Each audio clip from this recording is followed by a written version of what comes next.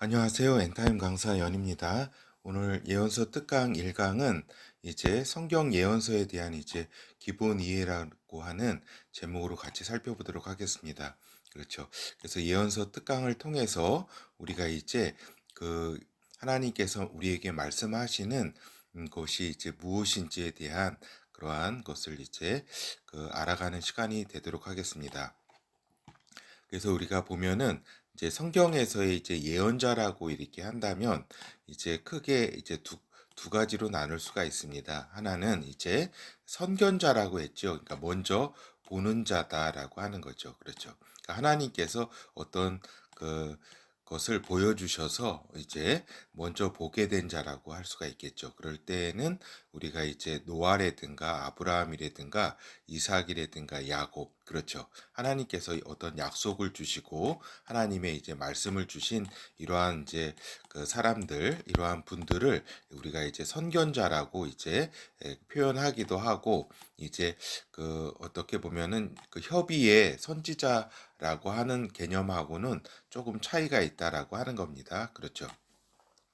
그리고 이제 선지자, 그렇죠. 선지자, 그러니까 먼저 아는 자, 하나님이 알려주어서 어떠한 사실을 알려주어서 이제 먼저 알게 된 자를 의미하는 선지자, 그죠? 선지자에는 이제 두 가지의 이렇게 뜻이 있습니다. 하나는 어떤 민족의 지도자, 그렇죠. 어떠한 그런 민족의 지도자, 하나님이 세우신 자라고 하는 뜻이 있습니다. 그렇죠. 그래서 모세라든가, 그죠. 모세라든가, 이제 사사들, 그리고 또 사무엘, 마지막 사사였죠. 그리고 이제 다윗, 왕이 된 다윗이라든가, 이러한 이제 처음에는 민족의 지도자를 뜻했습니다. 선지자라고 하는 것이. 그런데 이것이 이제 어떠한 의미로 이제 변해가냐면, 저기죠.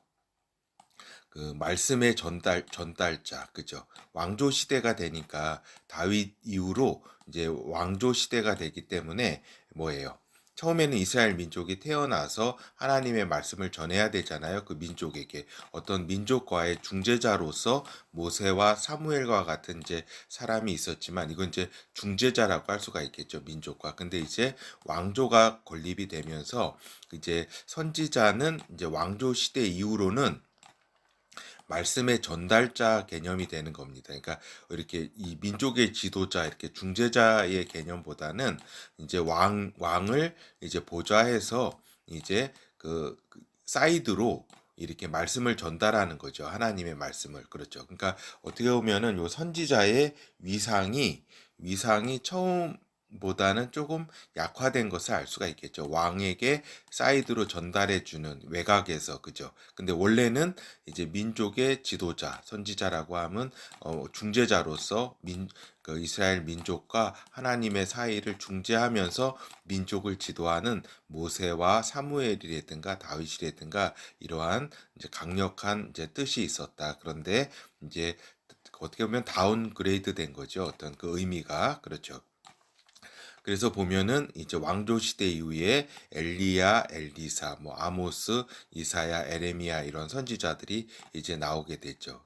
즉 하나님의 말씀을 이제 왕과 이제 왕조와 이스라엘 백성에게 이제 전하는 자였다라고 하는 겁니다. 그렇죠. 이러한 이제 기본적인 이제 예언자에 대한 이해를 이렇게 해야 되겠죠. 그러니까 그리고 이제 노아, 아브라함, 이삭, 야곱과 같은 이런 선견자는 뭐 이렇게 어떻게 보면 선지자 그 이상의 엄청난 인물이라고 할 수가 있겠죠. 그러니까 점점 다운그레이드 되는 그러한 상황들도 이해를 해야 된다라고 하는 것이죠.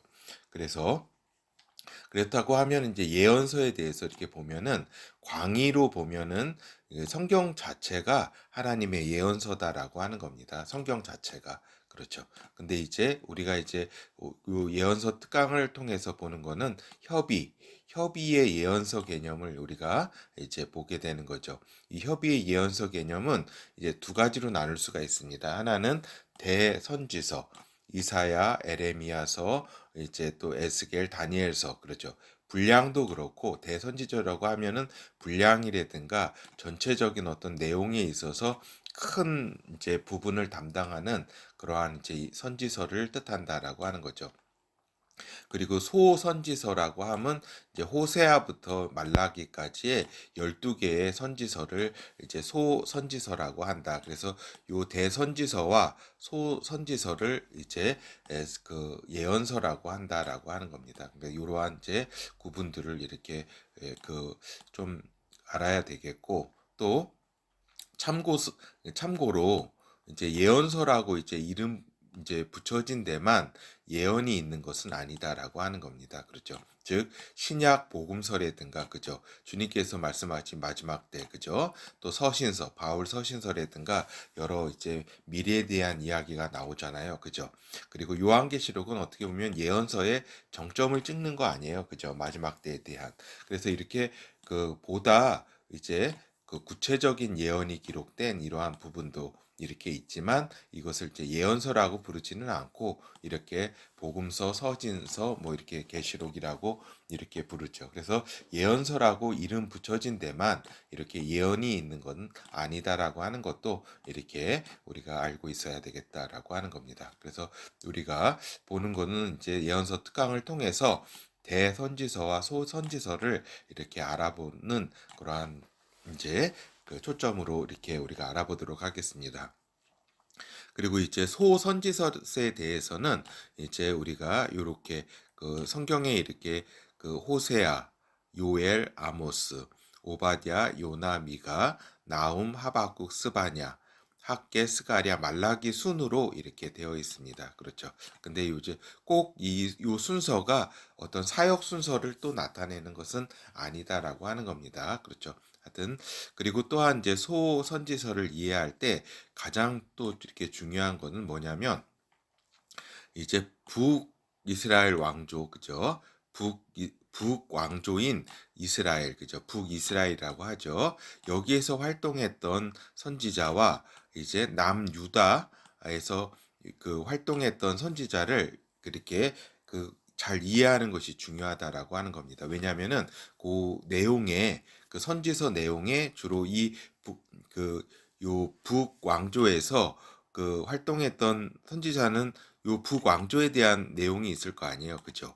그리고 그 남쪽에서 남왕조에서 활동하던 선지자는 또 남왕조, 그죠? 요 남왕조가 또 다 멸망해서 이제 있었던 그러한 이제 바벨론 유수의 시기나 다시 돌아와서 이렇게 활동을 했던 그런 이제 시대를 잘 알아야지 이제 그 내용에 대한 파악이 잘 할 수 있다라고 하는 겁니다. 알겠죠? 그래서 대표적으로 호세아, 아모스, 요나, 나움이 이제 북왕조인 북이스라엘에서 활동한 그 선지자들이고 그 다음에 여기 요엘, 오바댜, 미가, 하박국, 스바냐, 학개, 스가랴, 말라기는 이제 남유다에서 활동한 그런 선지자라고 하는 것을 잘 이해를 해야 된다라고 하는 겁니다. 이런 하나하나 의 선지서들에 대해서는 우리가 강의로 우리가 살펴보도록 하겠습니다. 오늘은 이제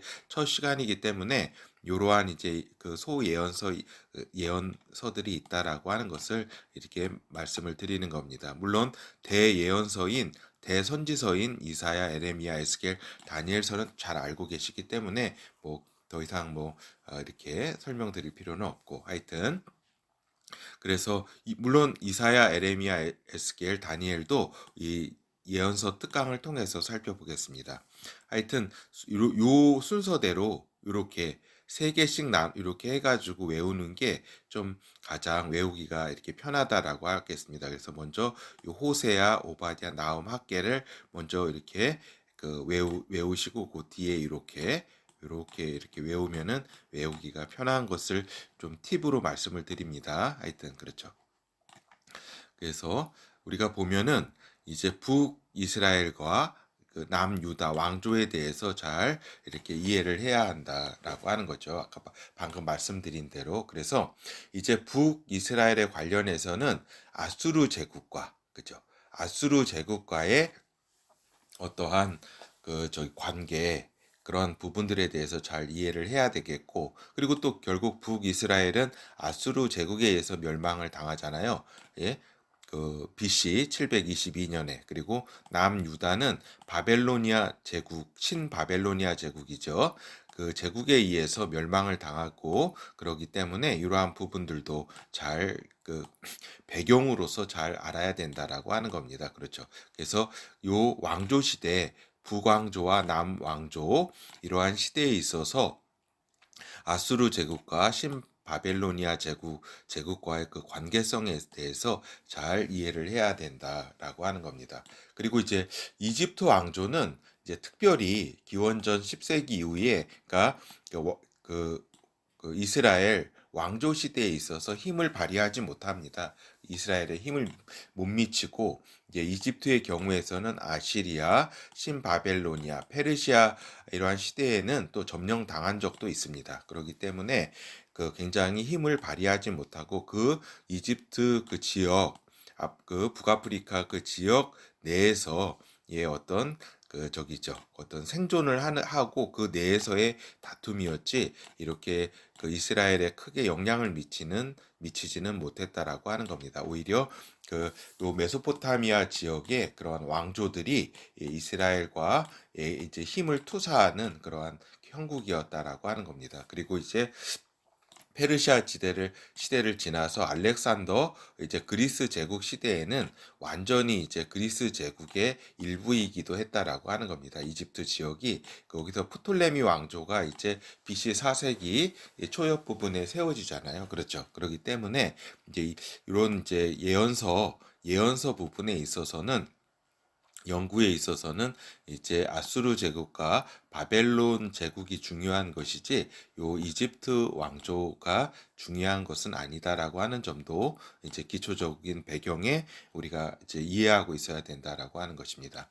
그래서 이제 우리가 살펴보았듯이 그 왕조와 선지자, 그래서 이제 북이스라엘과 이제 아수르 제국과 관련된 선지자는 이제 엘리야, 엘리사, 아모스, 호세아 등이 이렇게 요나, 나움이 있겠습니다. 그래서 특별히 이제 요나, 나움은 아수르 제국과 관련이 있는 선지자다. 그래서 요나 선지자가 그 저기잖아요. 그 아수르 제국 니느웨 그 수도에 이제 선교하러 가잖아요. 하나님의 말씀을 전하러, 하나님께서 전하라 하셔서 전하러 가잖아요. 그죠? 이때가 이제 8세기 중반이라고 할 수가 있겠죠. 그리고 그 뒤로 이제 그 7세기 중반 부분에는 이제 나움 선지자가 이제 아수르 제국에 이제 또 이제 말씀을 전하러 이제 가게 되는 거죠. 하여튼 그래서 요나하고 나움은 이제 아수르 제국에 대한 이제 어떻게 보면 선교,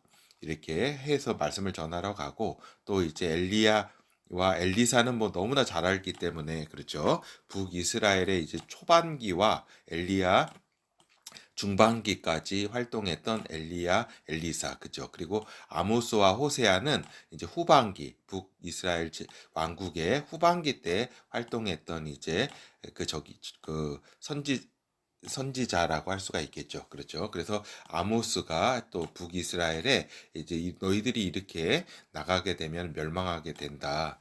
그것을 이제 외쳤고, 그리고 이제 호세아는 이제 북이스라엘이 너희가 이제 결국 망하게 될 것이다라고 하는 것을, 하나님의 징계와 심판이 있을 거라고 하는 부분을 또 호세아가 이렇게 외치게 되는 거죠. 그렇죠. 그래서 이제 요 호세아를 또 말씀드린다면 저기라고 할 수가 있겠죠. 북이스라엘이 멸망하게 되는 것에 대한 생생한 기록과 어떤 안타까움이 있는, 그래서 이제 남유다로 치면은 에레미야서랑 같아요. 그렇죠. 에레미야서가 뭐예요? 남유다가 망하게, 눈물의 선지자라 그러잖아요. 남유다가 망하는 것에 대해서 이제 굉장히 눈물로써 진짜 이렇게 그 어떤 저기 한 선지자가 저기잖아요. 에레미야잖아요. 그렇죠. 그러니까 호세아는 북이스라엘의 에레미야라고 할 수가 있겠어요. 그죠?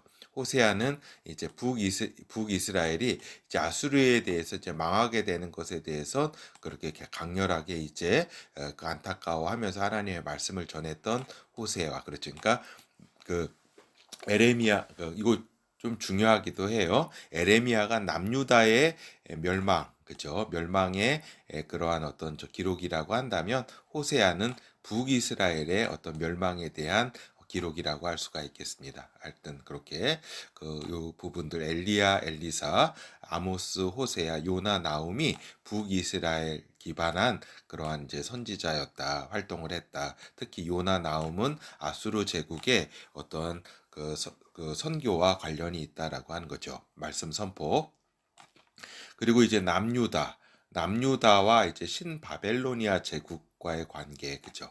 요 부분을 좀 잘 이해를 해야 된다라고 하는 겁니다. 그러니까 특히 신바벨로니아 제국은 이제 남유다가 멸망하는 그런 상황, 후기에 있어서 굉장히 좀 중요한 상황이 있죠.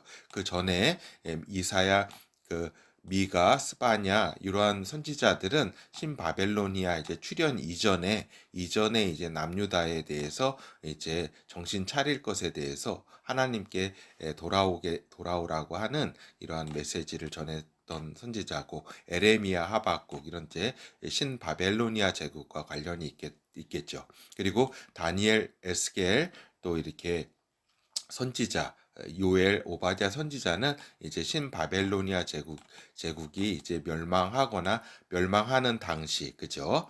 이제 남유다를 점령하는 당시, 그 다음에 점령 이후에 그러한 이제 선지자라고 할 수가 있겠습니다. 그리고 학계, 스가랴, 말라기 선지자 등은 이제 다시 이제 돌아와서 이제 이스라엘이, 그러니까 유대 이제인들이 이제 다시 본토로 돌아와 가지고, 그죠?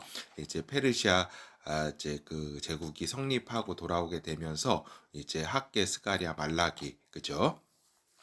그래서 이제 요런 활동했던 이제 선지자라고 할 수가 있겠죠. 그러니까 남유다 그 시대라기보다는 그 뒤에 돌아와 가지고 있었던, 다시 재건을 하는 그러한 시기의 선지자다. 그래서 이러한 배경들을 잘 이해를 하고 있어야 그 선지서들에 대한 이해를 또 잘 할 수 있다라고 하는 겁니다. 하여튼 이제 선지서의 내용, 요 전에 요 이제 그 아수르 제국과 요 신바벨로니아에 대한 간략한 이해는 좀 이해할 수가 있어야 되겠죠. 그래서 요 아시리아 제국은, 그러니까 셈의 둘째 아들이 아수르예요. 아시리아예요. 아수르. 그렇죠. 그 둘째 아들에 의 후손들이 이제 중심으로 세운 나라가 아시리아라고 할 수가 있겠죠. 그래서 기원전, 여기 위키백과에서도 나와 있듯이 기원전 2450년이라고 이렇게 적혀 있잖아요. 그러니까 홍수 시후에 이제 여기 메소포타미아 북부 지역에 자리를 잡았고, 그렇죠. 요 전에도 이렇게 강의를 통해서 함족이 요 중심, 메소포타미아 중심부는 함족이 잡았다고 말씀드렸잖아요. 그죠? 그래서 이 셈족은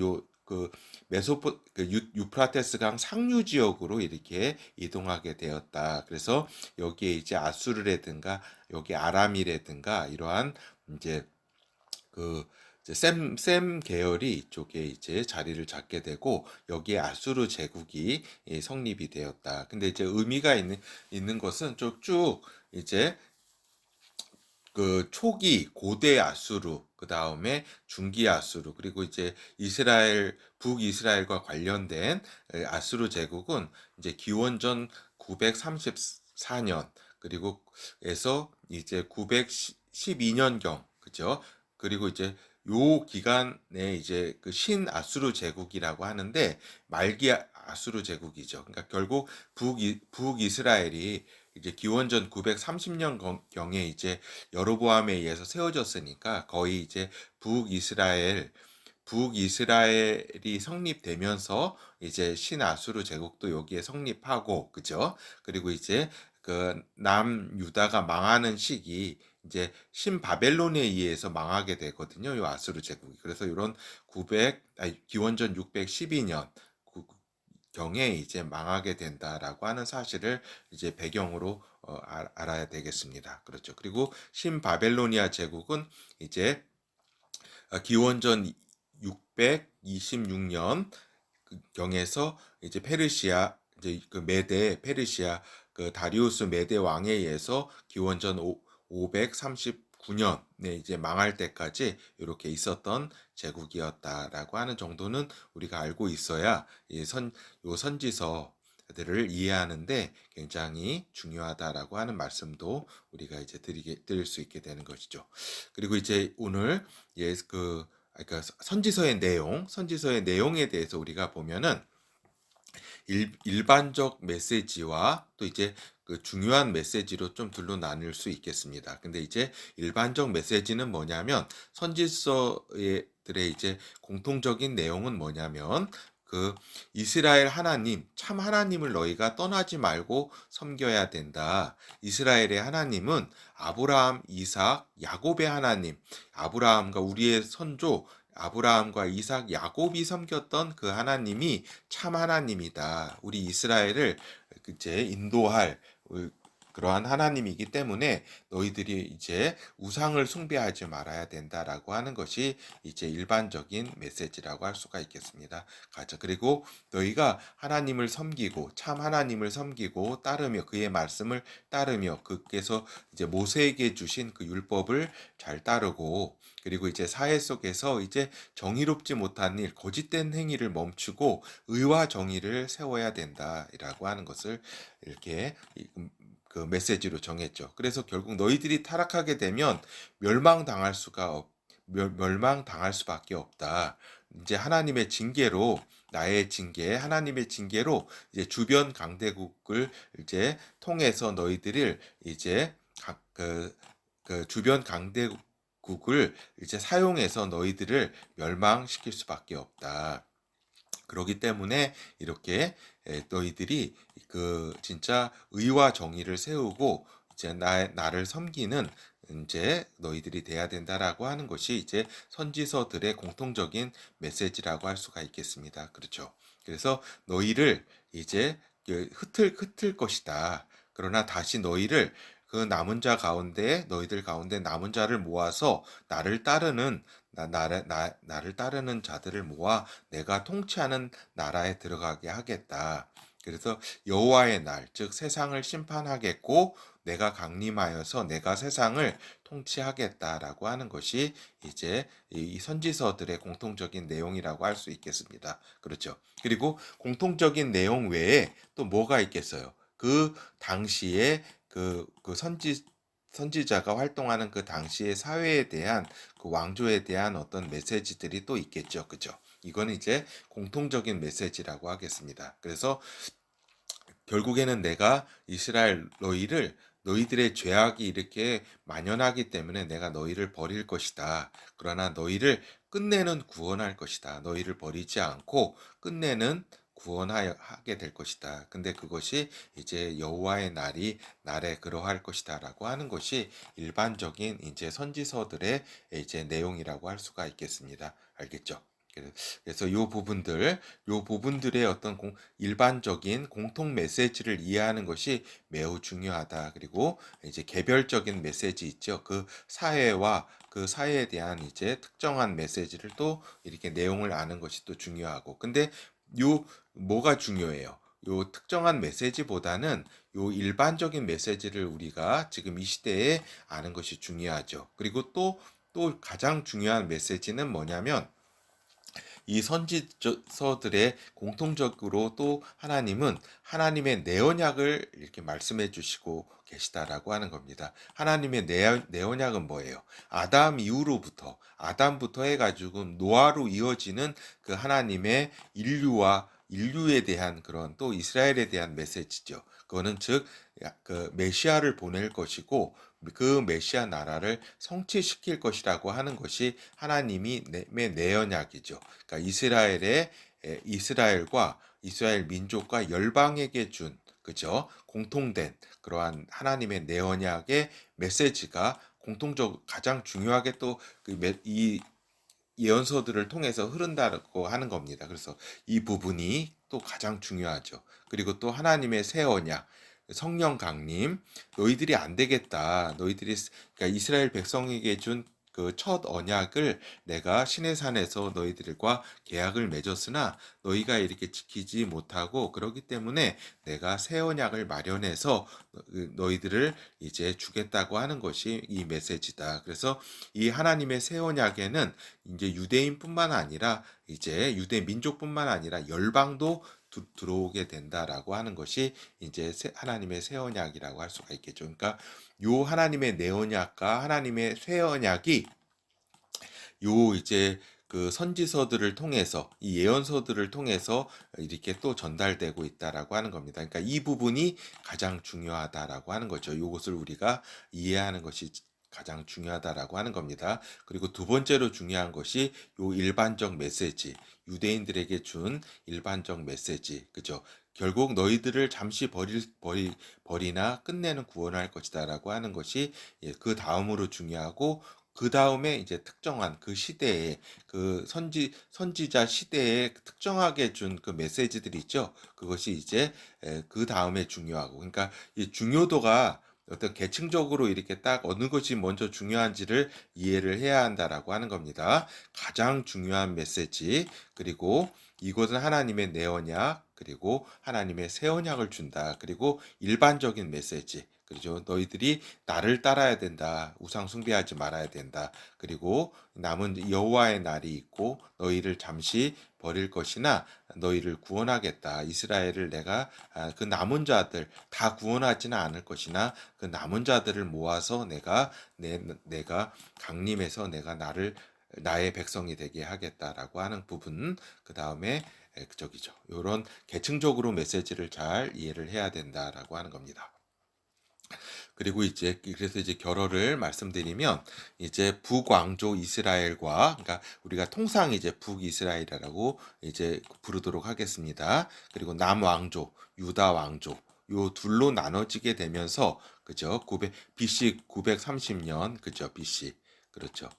이때 기원전 10세기에 이렇게 나눠지게 되고, 각각 이제 BC 722년, 또 BC 586년에 각각 북이스라엘과 남유다가 각각 망하게 되는 이러한 시점, 요때 활동했던 선지자들, 그 이후에 또 이렇게 활동했던 선지자들에 대한 각 시대에 파견된 선지자들과 선지서들을 이해를 해야지 이렇게 된다. 그래, 요런 이제 배경을 이해를 해야지 선지서들을 읽을 때 이제 그 이해를 잘 할 수가 있는 거죠. 그리고 이제 선지서들의 개별적인 메시지를 이해하면서도 아까도 방금 말씀드린 것처럼 공통적인 메시지를 이해해야 된다. 그리고 가장 중요한 메시지는 이스라엘과 유대뿐만 아니라 인류에 대한 약속에 대한 부분, 하나님의 내 언약, 하나님의 새 언약 부분을 우리가 잘 파악을 하고 있어야 된다라고, 이런 계층적인 이러한 부분들을 잘 나누어서 또 이해를 하고 있어야 된다라고 하는 겁니다. 그리고 이제 그러니까 여호와의 날에 대한 이해와 이 예언의 이중적 성취를 잘 이해를 해야 된다. 하나님께서 여기 여호와의 날이라고 말씀하셨을 때 이것이 그 당시에 이루어지는, 그죠? 그 당시에 멸망하게 되는, 그죠? 북이스라엘의 멸망, 남유다의 멸망을 의미하는 날이면서, 심판의 날이면서, 또 마지막 때, 그리고 이제 마지막 때와 이어져서 성취되는 것이 무엇인지를 파악을 해야 된다라고 하는 겁니다. 그죠? 그래서 이후 마지막 때는 예수 그리스도께서 이렇게 우리에게 말씀해 주신 그 말씀과 연계되어서 이어지는 말씀으로 잘 파악을 해야 된다. 그래서 이 여호와의 그 날, 그리고 심판의 여러 말씀들, 그러한 예언의 말씀 가운데 이중적 성취, 또는 중복적인 성취에 대한 그런 성격도 잘 이해를 해서 우리가 지금 마지막 때에 임박한 그러한 시기에 있어서 이러한 이제 예언의 말씀을 면밀하고 이렇게 아주 그러니까 아주 세밀한 정치한 그러한 수준에서 이렇게 잘 파악을 하고 있어야 된다라고 하는 겁니다. 그렇죠. 그래서 이러한 하나님의 그러한 그 말씀이 이제 우리 시대에 이제 이루어질, 성취될 것은 무엇이고, 어떻게 메시아와 메시아 나라 예수 그리스도의 강림으로 이어지게 되는지에 대한 전체적인 구도를 잘 이해해야 된다라고 하는 겁니다. 예, 감사합니다.